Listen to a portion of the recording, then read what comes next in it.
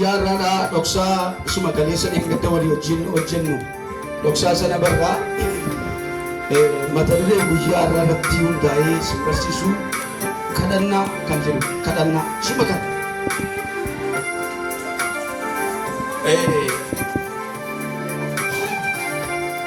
yeroon sagalee kana isinitti himu ofii koos itti dabalee isiniinis itti dabalee waa'ee sagalee waaqayyo dubbii waaqayyo guyyaa irraa isinitti dubbata. Egaani dubbii waaqayyo Saamu'eel inni duraa boqonnaan tokko hamma boqonnaa lamaatti yoo ilaaltan waa'ee kadhata Haannaa, waa'ee kadhannaa haadha Saamu'eel, waa'ee kadhannaa nama waaqayyootii argitu. Waaqayyo irraa fudhachuudhaaf jettee yommuu isheen waaqayyoon kadhattu, yommuu isheen gara waaqayyoo ilaallattu, yommuu isheen waaqayyoon barbaaddattu sagalee waaqayyoo keessatti argina.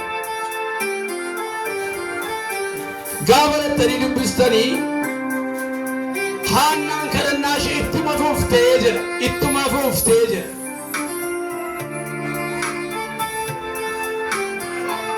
Eeliin garuu mana qulqullummaa keessa jira.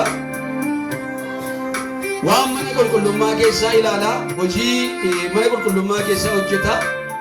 Rakkina Haannaan keessa jirtu garuu isaan qabu. Waan Haannaan keessa jirtu akkaataa Haannaan keessa jirtu isaan galle. Sababii kanaaf ati machooftuu nanaa, ati mana waaqayyoo balleessitaa, ati gadi ba'iitii waan si keessa jiru kan dhangalaasiitii yookaas immoo ofirraa baasiitii deebii kottu yommuu ni jedhu sagalee waaqayyoo keessatti argitu. Maal barra kanarraa dhiyoortan harka caalaa rakkina isaa abbaatu beeka. Harka caalaa ba'aasaa abbaatu beeka. Macaafi qulqulluun akka jedha Galaatiyaan boqonnaa 6 lakkoofsa 2 lakkoofsa 5 akka jedha. Lakkoofsi 2 ba'aa walii baadhaa, lakkoofsi 5 immoo namni waan nama ofiisaatii baadhatu qaba. Ba'aa namaa kan beeku waaqayyo isa hundumaa danda'uu fi abbaama sana kaan garuu muraasa akka beekan argitu. Ilkaanaani ijoollee 10 irraan sii caala ani anuma ilaallateen deessu atiitti hin jedhu. Eeliimi mana waaqayyoo balleessaa jirtaatti hin jedhu. Gara manaatti galtee mana abbaa manaa isheetiin bohaartee waan barbaachisu argachuu fi abbaa manaa jechanii jechaa jiru ilaala. Anuma sii wayyaa jedhu. Manuma keessa immoo Piniinaa kan jedhamtu immoo ishee bukkee jirti, yeroo hundumaa boossifti, yeroo hundumaa aachifti, kan keessi hin taaneem siin qajeelleem, jireenyi keessi hin qajeelleem, eebbi keessi hin taaneem, ati nama akkasiitiin jettee nama tuttuqtu turte. Sagalee waaqayyotu jedha. Garuu waaqayyo inni dhoksaa beeku, waaqayyo inni gadi fageesse keessoo namaa hubatu garuu gaafa isheen iddoo aarsaatti baatee waaqayyo wajjin haasa'uu jalqabdu waaqayyo waan barbaachisu harka kee keeka.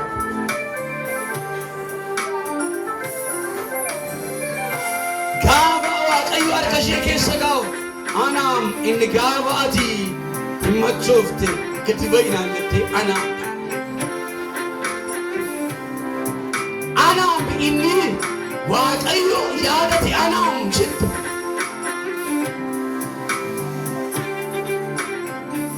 Ijoollee keessanii keessa ilaalaati waaqayyo si yaadataa waliin jiraame jira ofii kee durbanii qofaateessu waaqayyo si yaadataa waliin jiraame maal isin maaliif mana akkasiin jira saba waaqayyo kadhannaa ishee argitu isa hundumaa kennuu danda'u gara waaqayyo yeroo isheen natti sagalee waaqayyo keessatti eenyuun barbaachisa waaqayyoon barbaachisa saarka guutee namaa kennu boqonnaa lama keetti kan akka waaqayyo kun hin jiru. Kan akka waaqayyo hin jiru. Yoo barbaade ol kaasa, yoo barbaade immoo gad buusa. Yoo barbaade hin ajjeesu, yoo barbaade immoo hin jiraachise. Garuu kan akka Waaqayyo hin jiru jettee daaraa keessaa fuudheetu Waaqayyo jette. Tarree moototaa nama teessise. Galanni Waaqayyoof haa ta'u. Daaraa keessaa nama kaasaa Waaqayyo jettu. Lafa namni nama itti gateetii nama baasaa Waaqayyo jettu. Jireenya gatametti urgaa godhaan Waaqayyo jettu. Seenaa nama gachalla gararaatii jira Waaqayyo jettu. Mi ameen jira waldaa. Jira mi ameen jira waldaa. Agartuus Waaqayyo. Nama gatame abbaan manaa itti hime. Dhiiniinaan galgalaaf ganama doorsiif lubni jedhe eega akka kanaa booda baangootu gaafa dhabdu isa hundumaa danda'u Waaqayyotti gaafa isheen dabartamu. Ibboo namaa kan hiiku gaaffii namaa kan deebisu Waaqayyo akka ta'e argisiisa Waaqayyo. Abbaan amma haadha manaas qabna. Abbaan manaa muteetu qaqqabee gammachiisee waan tokko tokko yoo nuun jedhe malee waan tokko gochuu hin danda'u. Hamma abbaa manummaa qabatti hin gargaaru. Kan gola keenya beeku, kan jireenya keenya beeku, kan lafa nu jirru nu kaasu Waaqayyo qofaadha. Mee ameen jiraas oolle. Maaliif Waaqayyo qofaatu nu kaasa? Gaafa fudhatteetu shilootti ilbaate anaam inni gaafa sanaa gaafa isheen jettu gaafa nachi ga'ee macaafa sana dubbisu abdii guddaa natti tolanaa. Yaa nama hirrina keessa jirtu, yaa nama qaawwa keessa jirtu, yaa nama naan taane jirtu, akka jedhu sagalee Waaqayyo inni Haannaa yaadate Waaqayyo si yaadata. Mee ameen jedhaasinii inni Haannaa yaadate inni gadameessa Haannaa jiise inni gadameessa Haannaa eebbise har'as Waaqayyo si eebbisa. Mee ameen jedhaati. Sagalee Waaqayyootu dubbata. Efesoon boqonnaan sadii immoo dhoksaa Waaqayyoo, yaada Waaqayyoo, akeeka Waaqayyoo, hammam ogummaa Waaqayyoo hammam ol fagaatu, hammam akka bal'atu, hammam akka gadi fagaatu akkasin beektaniifan isinii kadhadhanii Phaawulos. Akka isin bartan akka jechuun maal jechuudha? Namni akka nama barbaachisu argitu. Namni akka nama barbaachisu. Akka isin bartanii bari isinii kadhadha. Ollaa kiristiyaanaa keessatti namaa ifuun akkaataa garaa garaati. Tokkoon baay'ee ifeera, tokkoon muraasa ifeera, tokkoof immoo ta'in ifee jiraachuu hin danda'a. Phaawulos garuu gaafa dubbatu akka isinii ifuun isinii kadhadhaan. Akka isinii kadhadhaan. Waaqayyoon isinii waamaan yaa warra Efesoon akka isinii galu. Waa'ee seenaa Efesoon gaafa dubbistanii ilaaltan seenaan Efesoon baay'ee gadi fagoodha. Dhiyoo kana kitaaba waliin dubbisan dura Arximiyeesiin waaqa tolfamaa ishee magaalaa Efesoon keessa jirtu ilaaluudhaa fi biyyoota garaa garaatiin yaa'anii daawwannaa ishee deemu. Biyya waaqa tolfamaan ani dhamte kana wangeelii gaafa keessa dhaqu sagalee isa keessa jirtan irraatii immoo inni kun akka isinii biifutti isinii kadhadhanii Phaawulos. Iddoo har'a ani isinii dubbise kan kanatti immoo yoo ilaaltan Gooftaa Yesuus Kiristoos akka jedhaa kadhadhaa yommuu jedhamu. Ilaalaa. Egaani Gooftaa Yesuus Kiristoos wangeela Luqaas boqonnaa 11 mee lakkoofsa tokkoon dubbisa 1-2. Nan dubbisa akkana jedha. Yesuus iddoo tokkotti kadhata ture. Kadhannaa isaa erga dhaabee booddee bartoota keessaa tokko yaa Gooftaa Yohaannis bartoota akkuma barsiise kadhachuu nu barsiisi jedhan. Kadhannaa nu barsiisi. Waaqayyo kun gama hira laabeessa o'a qabeessa kanatti agarsiisaa akka ta'e argama. Yeroo jalqaba gara Gooftaa dhufee Waaqayyoon kadhachuu jalqabee barreessee nan kadhadhan ture nan barreesse. Maaliifi nan barreessaa nan kadhadhan. Ayyaanni Waaqayyo gaafa gara godhu garuu akkumatti kadhachuu danda'a. Ayyaanni Waaqayyo maqaa Yesuusiin gara keessan haa dhufu. Maa inni sagaleen Waaqayyo iddoo kanatti dubbiin Waaqayyo nu barsiisi. Yohaannis hin barsiiseeti ati immoo maal nu godhi nu barsiisi jedhee. Gooftaa Yesuus adaraa kadhannaa nu barsiisi. Akka kadhataa nu barsiisi. Iftoomini isaan isin nu barsiisi. Adaraa makee kadhannaa nu barsiisi. Akkatti maqaa kee waamnu nu barsiisi. Akkatti si waamnu nu barsiisi jedhanii yommuu isaan kadhatan, yommuu isaan gaafatan sagalee Waaqayyoo keessatti argina. Egaa obboloota koo kadhannaan jireenya kiristiinaa keessatti iddoo guddaa qaba.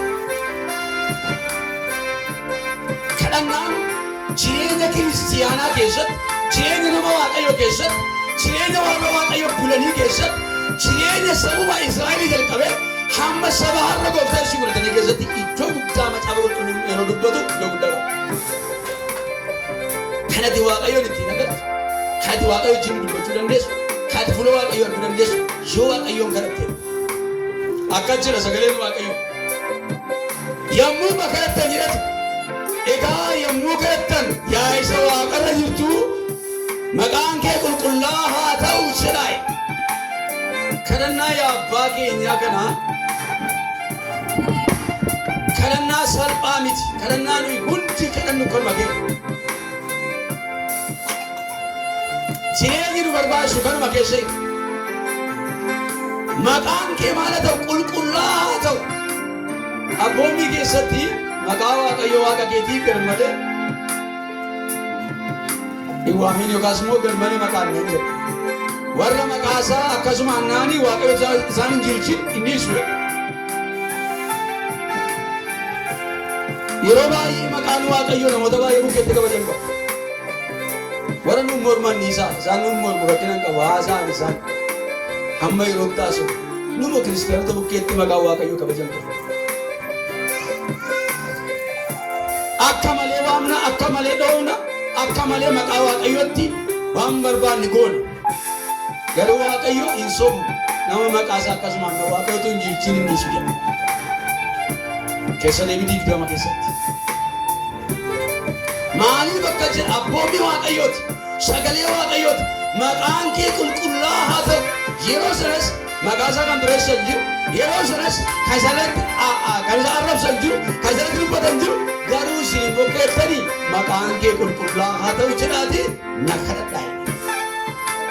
Obboloota koo maqaan Waaqayyoo nu biratti kabaja qaba. Maqaan Waaqayyoo kun nu biratti ulfina qaba. Maqaa Waaqayyoon qodaa abaarra, maqaa Waaqayyoon ijoollee abaarra, maqaa Waaqayyoon ofii keenya abaarra, maqaa Waaqayyoo walii keenya abaarra. Maqaa Waaqayyoon immoo seexana sabaarra. Maqaa Waaqayyoon seexana abaaruun kan jirudha. Garuu seexana isumaan abaarra, walii keenya isumaan abaarra. Kanaaf yeroo baay'ee waan inni maqaa isaatiin itti waamamu nurratti lallaafata. Waaqayyo si haa balleessu, Waaqayyo si haa cabsu. Du'i barbaada eegaa waliin jedhu. Amotu maal gaafadhaa sidiin jedhe walitti himuu dandeessu. Maaliif maqaan kee maal haa ta'u?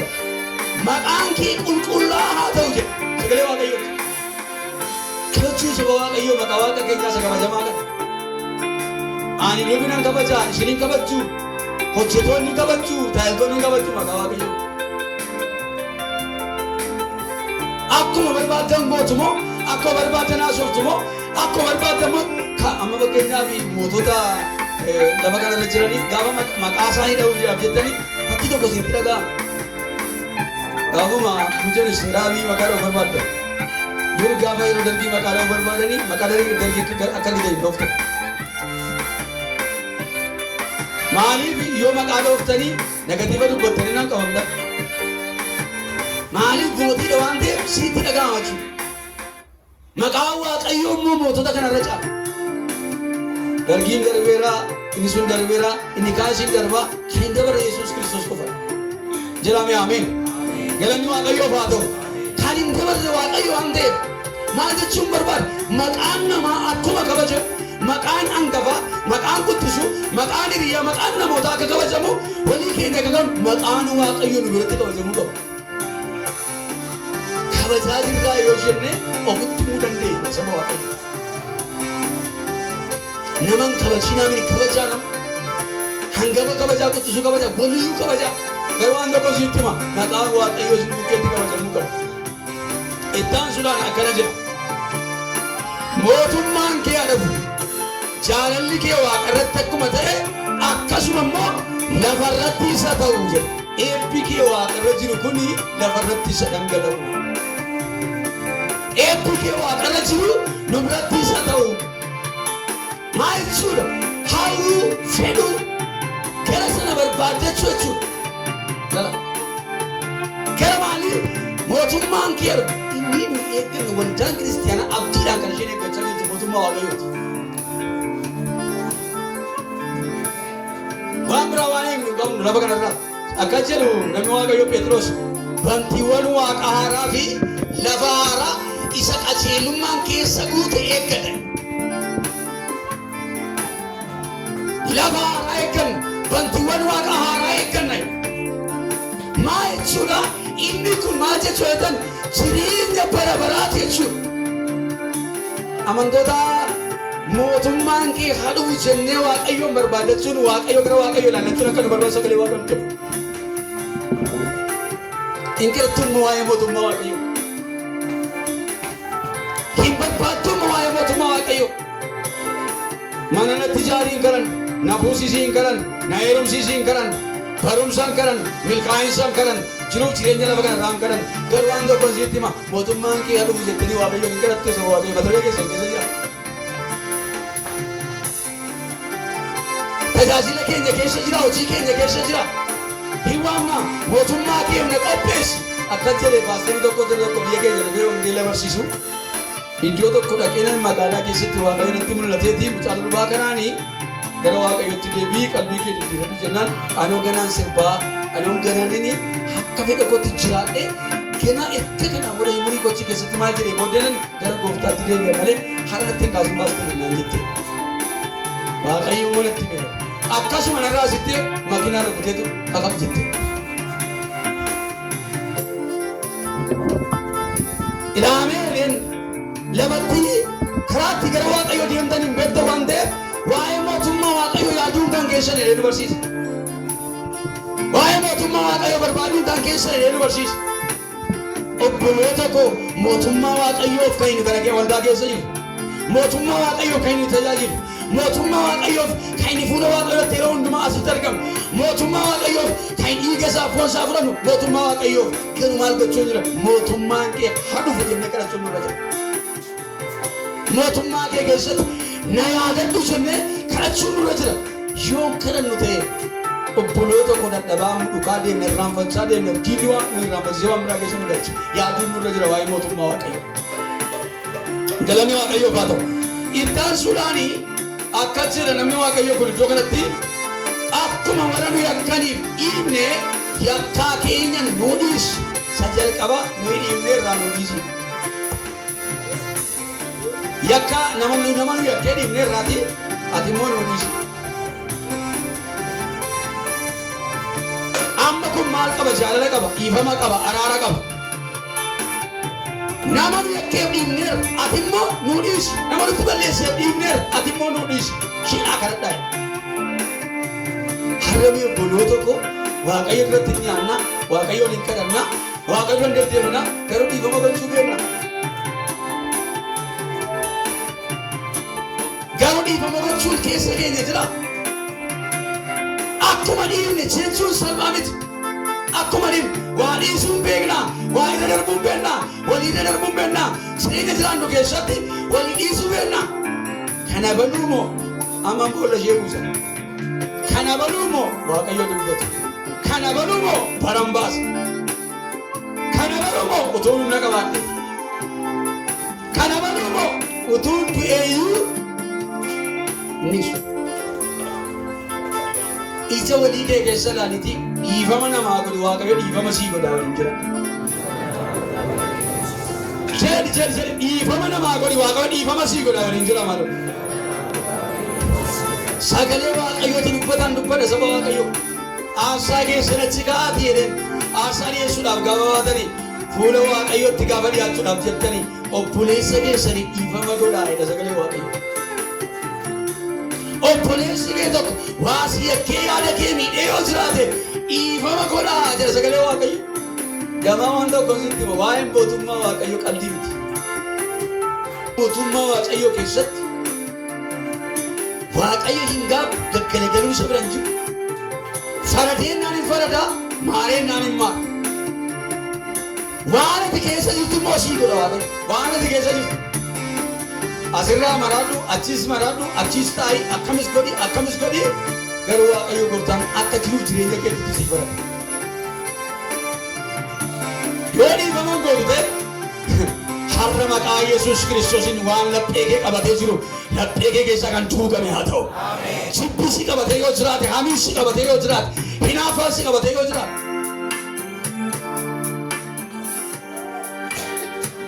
Mee ija walii kee ati fayyaadhaa waliin jiraame ta'u. Jiraame ati fayyaadhaa waliin jiraame. Maal godhettee diinagdee? Yoo dhiifama goote garuu waaqayyo dhiifama sii godha. Mee hamiin jedheeti. Sagalee waaqayyootu dubbatamsa waaqayyo. Dhiifama gochuu namni si'a naame kanumaa oli. Haasaan kanumaa oli, tajaajilli kanumaa oli, dubbiin kanumaa oli. Kan akka qeenxee abshaalli hin jiru. Abshaala bakka maal jedha macaafni qulqulluun irra keessaanii nooraa dibamaa dhaga. Keessi kee garuu jedha hammiinyaan guutuudha. Wangeela Maatewos boqonnaa 23 yoo dubbistan waan baay'ee nutti. Maal keessi nama baay'ee lapheen nama baay'ee dhiifaman qabu. Namaan dhiisuu hin beeku. Ira darbuu hin beeku. Obboleessa isaa binnisu, haadha manaa isaa binnisu, ijoollee isaa binnisu, walii isaa binnisu, jireenya isaa binnisu. Dhiisuu hin beeku namni bara kana. Utuu fuuchaa argatee naan buuskii dheerarra yaagee buusee barbaada. Waaqayyo immoo nama isaa eega. Mee ameen jedhee ati. Galanni waaqayyoof haa ta'u. Maaliif dhiifama gochuun barbaada waaqayyo? Hin jibbina nama. Waaqayyo tuume hin jibbina. Waaqayyo barbaade hin jibbina. Haa gurraacha'u, haa dheeratu, haa gabaabbatu, haa hiyyooma osoo faranjii haa ta'u hin jibbina. Maal haa ta'u hin jibbina?